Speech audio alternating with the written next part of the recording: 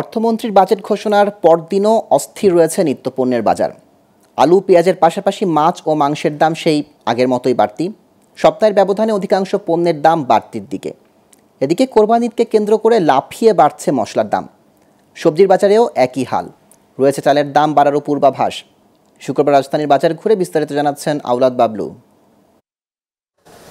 সরকারি বাজেটের সমীকরণ অর্থনীতিবিদরা নানাভাবে মিলিয়ে দিতে পারেন, কিন্তু নিত্যপণ্যের দাম বাড়ার কারণে পরিবারের এক খাতের বরাদ্দের অর্থ অন্য খাতে নিয়েও কুলকিনারা পাচ্ছে না সাধারণ মানুষ।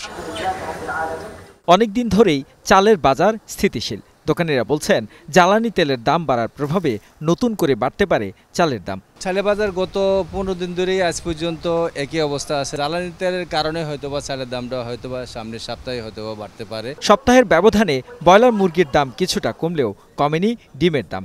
ডজন প্রতি বিক্রি হচ্ছে 155 থেকে 160 টাকায়। ডিমের দাম অনেক, মানে এখন ডিমের দাম কমে না, গরমের ডিম অনেক মুরগি মারা গেছে। বাজারে গরু ও খাসির মাংস এমনিতেই সাধারণের লাগামে নেই, সামনে কোরবানি, আর এই সুযোগেই বেড়েছে গরুর মাংসের দামও। কোরবানির উপলক্ষে যেহেতু ওরা গরু বেচতেছে না, ভালো ভালো গরু সাইড করে রাইখা দিতেছে, তারা বেশি দামে বেচবে।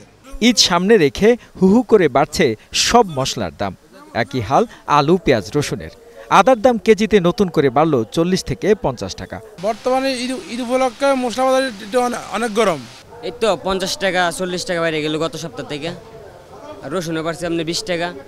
এটা তো আসলে মানে তদারকি তারা বলে মনিটরিং করবে, কিন্তু এন্ড অফ দ্য ডে আসলে কোনো রেজাল্ট তো আসতেছে না। বাজারে বিশাল আকৃতির নানা মাছের দেখা মিললেও ক্রেতাদের সামর্থ্যের বাইরে, তাই কিনতে গিয়ে শুধু দীর্ঘশ্বাসই ফেলতে হচ্ছে।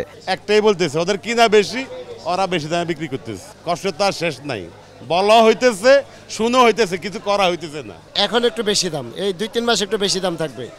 রাঙামাটি জেলার মাছটা বন্ধ, আসতেছে না। ওদের মাংসের জন্য মাছটা কিনে খাওয়ার জন্য খুব কষ্টসাধ্য হয়ে যাচ্ছে। ঘূর্ণিঝড় রিমেল চলে গেছে, কিন্তু তার ছাপ রেখে গেছে সবজির বাজারে। দোকানিরা বলছেন, ঝড়ের প্রভাবেই সবজির বাড়তি দাম রয়েছে, আরও বাড়ার সম্ভাবনা। 60 টাকার উপরে সবজির দাম কয়জনে খেতে পারে? যারা মধ্যবিত্ত এরা হয়তো খেতে পারে, নিম্ন মধ্যবিত্ত এবং আরও নিচে যারা তারা খেতে পারবে না। সামনে এখনো যে পরিমাণে আছে, সামনে সবজির দাম আরও বাড়ার সম্ভাবনা আছে। কারণ এই জ্বরের শরীর সবজি অনেক নষ্ট করে লাইছে, এই জন্য দাম বাড়তেছে। বাজারে গিয়ে হিমশিম খেতে হচ্ছে সাধারণ মানুষকে। খরচ বেড়ে যাওয়ায় নিম্ন ও মধ্য আয়ের মানুষের জীবনে অস্বস্তি দিন দিন বেড়েই চলেছে। আওলাদ বাবলু, গ্লোবাল টেলিভিশন, ঢাকা।